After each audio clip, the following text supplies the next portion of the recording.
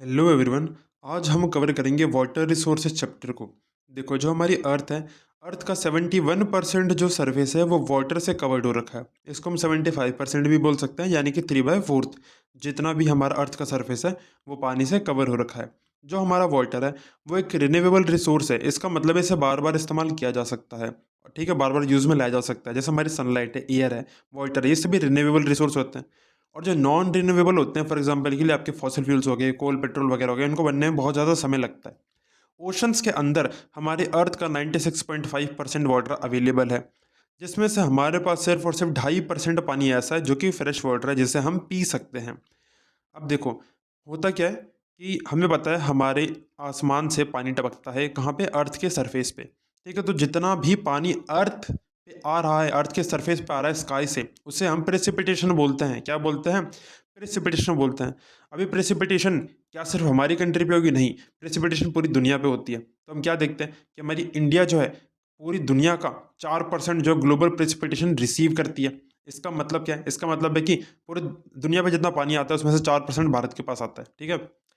तो प्रेसिपिटेशन जो है, पानी हो सकता है किसी भी फॉर्म के अंदर, चाहे वो लिक्विड की फॉर्म में है, चाहे वो सॉलिड के फॉर्म में है, जो कि स्काई से अर्थ के सरफेस पे आता है। इसका एग्जांपल है जैसे कि रेन, बारिश आती है, बर्फ गिरती है, ओले पड़ते हैं, ठीक है। इंडिया की रैंक जो है 133 है किस मामले में? देखो, पर पर्सन एक साल के अंदर देखते हैं हम कि हर व्यक्ति को कितना पानी अवेलेबल है। उसके अकॉर्डिंग इंडिया की रैंक 133 है, जो कि बहुत ही ज़्यादा खराब रैंक है, ठीक है। इंडिया में एक समय पे एब्सोल्यूट स्कार्सिटी देखने को मिलेगी। स्कार्सिटी मतलब होता है कि पूरे तरीके से कमी हो जाएगी। किसकी कमी? पानी की कमी हो जाएगी, यानी कि हम लोग बिना पानी के रहेंगे।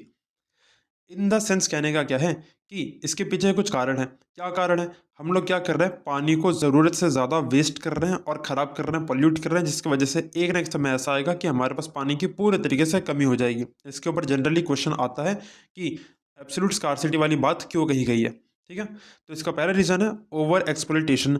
जब हम किसी भी रिसोर्स का ज़रूरत से ज़्यादा इस्तेमाल करने लग जाते हैं, इसका मतलब है हम उसको एक्सप्लॉइट कर रहे हैं, उसका शोषण कर रहे हैं, ठीक है। एग्जाम्पल के लिए प्लांट्स हो गए, हमारे एनिमल्स हो गए, ठीक है। जब होता क्या, हमारा नेचर जो है, नेचर एक लिमिट तक की चीज़ों को बनाता है। अगर उसमें से हम ज़रूरत से ज़्यादा इस्तेमाल करने लग जाएंगे तो हमारा इकोसिस्टम खराब होने लग जाता है। इकोसिस्टम खराब होगा और बायोडाइवर्सिटी भी खराब होती है। एक्सेसिव यूज़ करना, वही बताया आपको, अगर आप ज़रूरत से ज़्यादा इस्तेमाल करते हैं तो प्रॉब्लम आती है। Unusual access to water among different groups, ठीक है। अलग अलग टाइप के ग्रुप है। ग्रुप इन द सेंस कहने का मतलब क्या है कि पानी का बहुत सारा एक्सेस जो है वो गलत लोगों के पास है। वो अपने अकॉर्डिंग पानी के रिसोर्स का गलत तरीके से भी इस्तेमाल कर सकते हैं। क्या पानी किधर जा रहा है, कितना कहाँ आ रहा है, एज सच इसका कोई परफेक्ट रिकॉर्ड किसी के पास नहीं होता, ठीक है। अनयूजुअल एक्सेस बहुत ज़्यादा है वाटर का। Large population is also a cause. देखो, होता क्या, जरूरी नहीं कि जो समस्या में दिखती है वो हमेशा हो सकता है पानी हमारे पास ठीक मात्रा में अवेलेबल हो, लेकिन अगर पॉपुलेशन ही इतनी ज़्यादा हो गई, लोग ज़्यादा हो गए, तो उसमें क्या करेंगे? हम कुछ नहीं कर सकते, ठीक है। तो लार्ज पॉपुलेशन एक बहुत ही बड़ी प्रॉब्लम है, बहुत बड़ा इशू है। और हमारी इंडिया आपको पता ही है नंबर 1 है पॉपुलेशन के अकॉर्डिंग। बात करते हैं डैम्स की। डैम्स क्या होते हैं? डैम्स होते हैं हमारे जो कि रिवर्स के अराउंड बनाए जाते हैं, ठीक है। रिवर्स के अक्रॉस बनाए जाते हैं। जैसे हमारी रिवर फ्लो करती है तो वहाँ क्या करते हैं, डैम बना देते हैं। ये डैम क्या करता है, उस पानी को रोक देता है। अब इस पानी को रोक के रखा जाता है, तो पानी को कहाँ रोक के रखा जाएगा? बहुत बड़े बड़े वाटर स्टोरेज के टैंक्स होते हैं जहाँ पे पानी को स्टोर करके रखा जाता है। इससे हम बोलते हैं रिजर्वर। क्या बोलते हैं? रिजर्वर बोलते हैं। रिजर्वर जो एक बहुत ही बड़ी स्टोरेज होती है, ऐसा टैंक टाइप जिसके अंदर पानी स्टोर रहता है।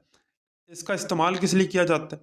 इसका इस्तेमाल करते हैं ड्रिंकिंग के लिए, पीने के लिए पानी का इस्तेमाल कर सकते हैं। इरिगेशन के लिए, यानी सिंचाई करनी हो हमें फसलों वगैरह के अंदर, खेती बाड़ी में, ठीक है। जनरेटिंग इलेक्ट्रिसिटी, इलेक्ट्रिसिटी बनाने के लिए। एक बात यहाँ पे याद रखनी है, भारत के अंदर पानी का सबसे ज़्यादा उपयोग कहाँ पे होता है? तो वो इरिगेशन के अंदर होता है, यानी कि एग्रीकल्चर सेक्टर में सबसे ज़्यादा पानी का इस्तेमाल होता है, ठीक है। तो डैम क्या होता है? बड़े बड़े बैरियर होते हैं जो कि पानी के फ्लो को रोकते हैं, और उससे जो पानी जहाँ पे स्टोर करके रखा जाता है उसे रिजर्वर बोलते हैं। अब देखो, हम बात करते हैं कुछ मल्टीपर्पस रिवर प्रोजेक्ट्स के बारे में। मल्टीपर्पस रिवर प्रोजेक्ट का मतलब क्या है? जितनी भी रिवर्स हैं हमारी, उसको यूज़ में लाने के लिए उसके आसपास क्या बना देते हैं? डैम बना देते हैं। सबसे फेमस डैम कौन सा? लाइक भाखड़ा नागल डैम, ठीक है, जो कि बना था, मतलब पहले प्रोजेक्ट आया था ऑफ कोर्स, उसके बाद डैम बना था। ये जो है लार्ज डैम का सिस्टम था, जो कि किस रिवर पे बना था? सतलुज रिवर पे। आपको ध्यान रखना है कि रिवर्स के नेम और उस पर कौन सा डैम बना था और ये किस लोकेशन पे है, ये इंपॉर्टेंट है, आपको आना चाहिए। इस पे आपको जो मैप का क्वेश्चन भी आ सकता है और हो सकता है डायरेक्टली आपसे एमसीक्यू के अंदर भी पूछ सकता है। आगे बात करते हैं। अच्छा, डैम्स बनाते किस लिए, अभी हमने ऊपर डिस्कस किया था, इरिगेशन के लिए इस्तेमाल करने के लिए, जो पानी उसमें सेव होगा, हाइड्रो इलेक्ट्रिक पावर जनरेशन के लिए, और फ्लड कंट्रोल के लिए भी काम आते हैं। क्योंकि देखो, बहुत सारे ऐसे एरियाज होते हैं जिनके आसपास रिवर्स फ्लो करती है, तो जब बारिश वगैरह का टाइम होता है तो रिवर का वाटर लेवल राइज हो जाता है, और उसके वाटर लेवल राइज होने की वजह से फ्लड आ जाती है, तो हमारे डैम्स होते हैं फ्लड से हमें बचाते हैं। एक और एग्जांपल है हमारा हीराकुंड डैम, जो कि महानदी रिवर पे बना है। इसमें भी वही सारे बेनिफिट्स थे जो भी हमने ऊपर डिस्कस किए थे। इन प्रोजेक्ट्स का मकसद क्या था कि मल्टीपल नीड्स को पूरा करना, ठीक है, और एग्रीकल्चरल डेवलपमेंट के अंदर कंट्रीब्यूट करना, और एनर्जी प्रोडक्शन के अंदर भी, एनर्जी प्रोडक्शन मतलब जो कि इलेक्ट्रिसिटी का जनरेशन हो रहा है। अब क्या सिर्फ फायदे हैं, नहीं, इसके डिसएडवांटेजेस भी हैं। एक तरीके से देखो, मान लो एक एरिया है, ठीक है, एक एरिया है जहाँ पे हम क्या करते हैं, सडनली आके एक प्रोजेक्ट लेके आते हैं और कहते हैं कि यहाँ पे डैम बनाएंगे, तो हो सकता है वहाँ पे जो पहले से पॉपुलेशन थी उसको वहाँ से डिस्प्लेस होना पड़ेगा, ठीक है, उसको वहाँ से डिस्प्लेस होना पड़ेगा। जो वहाँ पे वेजिटेशन जो हो रखी थी, जो वहाँ की वेजिटेशन थी वो भी ख़राब हो जाती है, कंस्ट्रक्शन की वजह से वहाँ की वेजिटेशन आसपास की पूरी तरीके से ख़राब हो जाती है। अब क्योंकि वाटर का फ्लो हो रहा था, तो वाटर जब फ्लो करता है, रिवर जब फ्लो करती है, तो उससे बहुत सारे फ़ायदे भी होते हैं। क्या फ़ायदे होते हैं, देखो, एक प्रोसेस होता है सेडिमेंटेशन। सेडिमेंटेशन के अंदर क्या होता है, अब आपने पढ़ रखा होगा छोटी क्लासेस के अंदर कि जो स्टोन्स वगैरह होते हैं, पेबल्स वगैरह, वो एक जगह पे एक्यूमुलेट हो जाते हैं। तो बेसिकली रिवर्स हमारी हेल्प क्या क्या करती है, हमें ये पता होना चाहिए। हमारा रिवर्स का फ्लो क्या है, एक नेचुरल प्रोसेस है। कैसा है प्रोसेस है, नेचुरल प्रोसेस है। इसके अंदर क्या होता है, रिवर बेड्स बनते हैं हमारे, और कुछ जगह पे डेपोजिशन ऑफ सॉइल होता है, और सॉइल काफ़ी ज़्यादा फर्टाइल होती है, जिसमें कि अच्छी खासी खेती बाड़ी भी हो सकती है, ठीक है। तो ये सारे नुकसान हमें उठाने पड़ेंगे जब हम डैम बनाएंगे, तो ठीक है। तो देखो, जो नेचुरल जो फ्लो हो रहा था रिवर को, पहले तो क्या किया हमने, उसको रोक दिया। उसको रोकने की वजह से पुअर सेडिमेंट फ्लो हुआ, यानी कि सेडिमेंट्स जो थे पानी के अंदर वो इजीली फ्लो नहीं कर पाएंगे, इजीली फ्लो नहीं कर पाएंगे, ठीक है। इससे क्या होगा, हमारी जो सॉइल वगैरह जो डिपोजिशन हो रही थी वो भी होना बंद हो जाएगी, ठीक है। और अगर एक्सेसिव सेडिमेंटेशन जो होता है वाटर बॉडीज के अंदर, आजकल कहाँ से देखते हम कि ह्यूमन एक्टिविटीज से भी ज़्यादा हो रहा है। ह्यूमन एक्टिविटीज़ कौन कौन सी हैं, जैसे कि डिफोरेस्टेशन हो गया, पेड़ों की कटाई करना, कंस्ट्रक्शन करना, ठीक है, तो उससे भी बहुत ज़्यादा सेडिमेंटेशन होता है। सेडिमेंटेशन हमें नुकसान करता है, एक जगह पे बहुत सारा एक्यूमुलेशन होना नुकसान करता है। अगर रिवर का फ्लो रहेगा तो साथ के साथ ही सेडिमेंट्स बहते रहेंगे, और जो कि बेस्ट ऑप्शन रहता है, ठीक है। ठीक है, देखो, इट डिस्ट्रॉयज हैबिटेट, वहाँ का जो हैबिटेट है ऑफ कोर्स वो खराब हो जाएगा, किसकी वजह से, डैम्स बनाने की वजह से। Submerge the existing vegetation and soil, जो पहले से वेजिटेशन वहाँ हो रही थी, जो पहले से वहाँ पे सॉइल थी, उसको भी खराब किया जाता है। अनसक्सेसफुल इन containing flood during heavy rainfall, देखो, अक्सर हमने देखा जब बहुत ज़्यादा बारिश हो जाती है तो हमारे जो डैम्स हैं ये भी फेल हो जाते हैं, और अक्सर बाढ़ हमें हर साल देखने को मिलती है। यानी कि डैम्स जो है 100% सक्सेसफुल नहीं है, बट स्टिल ये हेल्पफुल तो है। लेकिन हम इनके जो ड्रॉबैक्स हमें जो है पता होना चाहिए, कई बार ड्रॉबैक्स के ऊपर क्वेश्चन आ जाता है, ठीक है। ठीक है, तो देखो, जो हीराकुंड डैम है हमारा, वो कहाँ पे लोकेटेड है, उड़ीसा में लोकेटेड है, ठीक है। ये लॉन्गेस्ट डैम है, इंडिया का सबसे लंबा डैम है, जिसकी लेंथ कितनी है, 25.79 किलोमीटर है, और ये जो डैम है हमारा महानदी पे बना हुआ है। भाखरा नागल डैम कहाँ पे है, हिमाचल प्रदेश और पंजाब के अंदर है। ये लार्जेस्ट डैम है इंडिया का, सबसे बड़ा डैम है। और कहाँ पे बना है, ये बना है सतलुज रिवर पे, जो कि इंपॉर्टेंट है, ये हमें पता होना चाहिए। आगे बढ़ते हैं। देखो, अब जब मल्टीपर्पस रिवर प्रोजेक्ट्स जब लाए जा रहे थे, तो ऐसा तो है नहीं कि उसके खिलाफ किसी ने बोला नहीं होगा, तो इसके खिलाफ जो है बोला गया था, तो कुछ मूवमेंट्स वगैरह चलाई गई थी, उसके बारे में बात करेंगे। इसमें सबसे फेमस है एनबीए। एनबीए क्या थी, हमारी नर्मदा बचाओ आंदोलन, यानी कि नर्मदा रिवर को बचाओ। क्योंकि नर्मदा रिवर पे एक प्रोजेक्ट आया था, कौन सा, सरदार सरोवर डैम का, सरदार सरोवर डैम का प्रोजेक्ट आया था, और वहाँ पे सरदार सरोवर डैम है भी, ठीक है, वहाँ प्रेजेंट है। कहाँ पे है ये, गुजरात के अंदर, नर्मदा रिवर पे।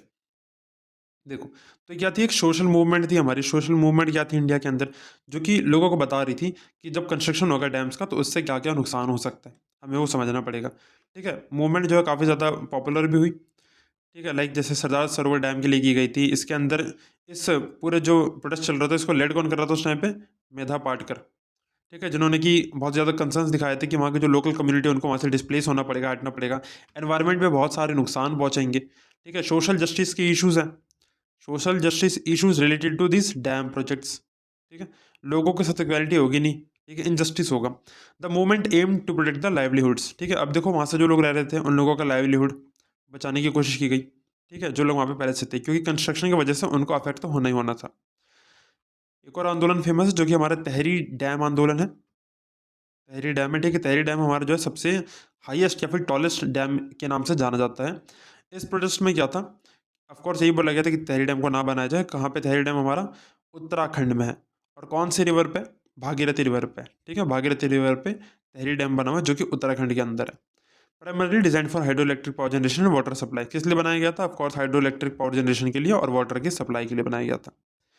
अब देखो कुछ हमारे इंटर स्टेट वाटर डिस्प्यूट भी चलते हैं। इंटर स्टेट वाटर डिस्प्यूट का मतलब है कि एक जो स्टेट होता है वो बोलता है कि मैं दूसरे स्टेट को पानी नहीं दूंगा, ठीक है, अक्सर ये वाली समस्या आती है। देखो जिन स्टेट से जिन जगहों से रिवर पास होती है वो लोग क्या करते हैं, वो उस पर अपना अधिकार जमाने लग जाते हैं। तो इससे क्या होता है, मान लो कि ये एक स्टेट है यहाँ पे, ठीक है, ये एक स्टेट है और यहाँ एक स्टेट है, तो होता क्या है, ये वाला स्टेट कह देगा कि भाई मैं पानी आगे नहीं जाने दूंगा, ठीक है, पानी आगे नहीं जाने दूंगा, अपने तक ही रखूंगा। तो ऐसे बहुत ज़्यादा विवाद हमें देखने को मिलते हैं। और ठीक है, और ये भी होता है कि जो मल्टीपर्पज़ जो प्रोजेक्ट वगैरह आते हैं उस पे राइट किसका अधिकार होगा, कौन इससे बेनिफिट लेगा, इसके ऊपर भी बहुत ज़्यादा विवाद चलते रहते हैं। रेन वाटर हार्वेस्टिंग की बात करते हैं क्योंकि पानी बचाना बहुत ज़्यादा ज़रूरी है। पानी कैसे बचाएंगे? देखो पानी बचाने का जब भी क्वेश्चन आएगा आपको ये सब नहीं लिखना है कि मतलब नदियों में बर्तन ना धोएं, ये सब नहीं लिखना है, ठीक है, बड़ी क्लास के अंदर आ गया, आपको ये प्रॉपर आंसर लिखना है।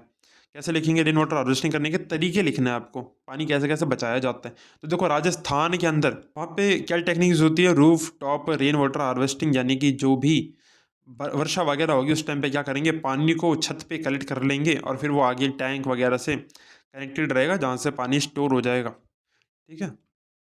तो बेसिकली ये सब ड्रिंकिंग वाटर स्टोर करने के लिए इस्तेमाल किया जाता है। कहाँ पे? राजस्थान के अंदर। अब देखो कुछ हमारे सेमी एरिड और एरिड रीजन्स होते हैं राजस्थान के। एरिड का मतलब क्या होता है? एरिड का मतलब होता है सूखे इलाके। कैसे इलाके? बिल्कुल सूखे इलाके होते हैं, वहाँ पे पानी वगैरह अवेलेबल नहीं होता। एरिड को हम डेजर्टेड रीजन्स भी बोलते हैं, ठीक है। तो राजस्थान में अवेलेबल है, ऐसे रीजन्स अवेलेबल नहीं मतलब वहाँ पे है। Almost all the houses traditionally had underground tank. वहाँ पे क्या होता है, हर एक घर में ऑलमोस्ट आपको अंडरग्राउंड टैंक देखने को मिलेगा ही मिलेगा जहाँ पे वो पानी को स्टोर करके रखते थे। In the flood plains of Bengal people develop channels to irrigate field. इसका मतलब क्या है, बंगाल के अंदर क्या किया, जो प्लेन्स वाले इलाके थे उन लोगों ने कुछ चैनल्स बनाए। चैनल्स का मतलब क्या होता है, कुछ ऐसे रास्ते बनाए जहाँ से कि वो फील्ड को इरिगेट कर सकें। इरिगेट करने का मतलब है कि सिंचाई करेंगे, यानी कि इसमें से क्या करेंगे, ऐसे चैनल्स ऐसे रास्ते बनाए जहाँ से पानी छोड़ सकें वो, ठीक है। हिली और माउंटेनियस रीजन्स के अंदर क्या देखने को मिलता है, लोगों ने कुछ डाइवर्जन्स बनाए। डाइवर्जन्स मतलब ऐसे ऐसे चैनल्स यानी कि रास्ते बना दिए अलग अलग, ठीक है। और इनका नाम क्या दिया, कुछ का नाम गुल्स दिया और कुल्स। इनको क्या गुल्स और कुल्स बोला जाता है, ये जो हमारे डाइवर्जन चैनल्स होते हैं, ठीक है। स्पेशली कहाँ देखने को मिलता है, वेस्टर्न हिमालयस में देखने को मिलता है। और किस लिए इस्तेमाल होते हैं, हमारे एग्रीकल्चर के अंदर, ताकि जो भी फसल वगैरह है उनकी सिंचाई की जा सके। एक इंपॉर्टेंट टर्म यहाँ पे टंकास। टंकास क्या, टैंक समझ सकते हो, ठीक है। इनको क्या किया था, स्लोपिंग रूफ से कनेक्ट किया था। स्लोपिंग रूफ का मतलब होता है, ये देखो ये हमारी स्लोप वाली रूफ होती है, स्लोप, ठीक है। इससे क्या था, स्लोप रूफ से कनेक्ट कनेक्ट कर दिया, फिर यहाँ पे एक पाइप बना दिया। वो पाइप किस में जा रहा है, टैंक में जा रहा है, उसी को टंकास बोल देते हैं। ये फोटो भी लगी हुई, ठीक है। वैसे इसको बोला जाता था बेसिकली। देख सकते हैं आसपास का रीजन काफ़ी ज़्यादा डेजर्टेड है और वहाँ क्या किया है, इसको वाटर हार्वेस्टिंग के लिए यहाँ पे बनाया गया है। ये चीज़ इंपॉर्टेंट है यहाँ पे, आई थिंक सो इसके अंदर लिखे नहीं है तो मैं मेंशन कर देता हूँ यहाँ पे। यहाँ मेंशन कर देता हूँ क्या है वो।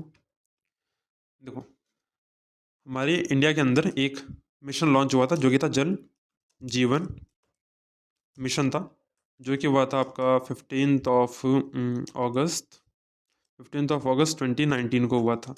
जिसका मेन एम क्या है, इसका मेन एम है कि जो रूरल एरियाज़ हमारे, जो रूरल एरियाज़ हमारे वहाँ पे 55 litre per day, 55 litre per day क्या करना, पोर्टेबल वाटर अवेलेबल कराना। पोर्टेबल वाटर, ठीक है, इसे आप नोट कर लेंगे। पोर्टेबल वाटर का अवेलेबल कराना होता है। उसके अलावा एक और पॉइंट है मिसिंग है यहाँ पे। देखो जो तमिलनाडु है हमारा, तमिलनाडु हमारा पहला स्टेट बना है। क्या है, पहला स्टेट है। Tamil Nadu is the first state जहाँ पे जो वाटर हार्वेस्टिंग है वो कंपलसरी कर दी गई है। वहाँ पे वाटर हार्वेस्टिंग कैसी है, कंपलसरी, यानी कि सबको करनी ही पड़ेगी, ठीक है। हर किसी को वाटर हार्वेस्टिंग करनी पड़ती है वहाँ पे, ठीक है। तो इन पॉइंट्स का भी आप जो है ध्यान रखेंगे जल जीवन मिशन का। और ये तमिलनाडु वाले पॉइंट का हो सकता है, ये एमसीक्यू वगैरह में या एक नंबर के क्वेश्चन आपसे पूछा जा सकता है, ठीक है, एज अ शॉर्ट क्वेश्चन के रूप में। तो ये सभी बातें इस चैप्टर के अंदर जो कि आपको याद रखनी है, अच्छे से रिवाइज कर रहे हैं इन नोट्स को, मोर देन इनफ है। आपको कुछ अलग से पढ़ने की जरूरत नहीं है, बस क्वेश्चंस एक बार देख लें क्वेश्चंस क्या है और उसका आंसर करने का ट्राई करें, लिख के प्रैक्टिस करें, आंसर्स को पॉइंट में लिखें और आप अपना मैक्सिमम स्कोर कर पाएंगे इस चैप्टर के अंदर। तब तक के लिए have a good day, keep studying, bye bye.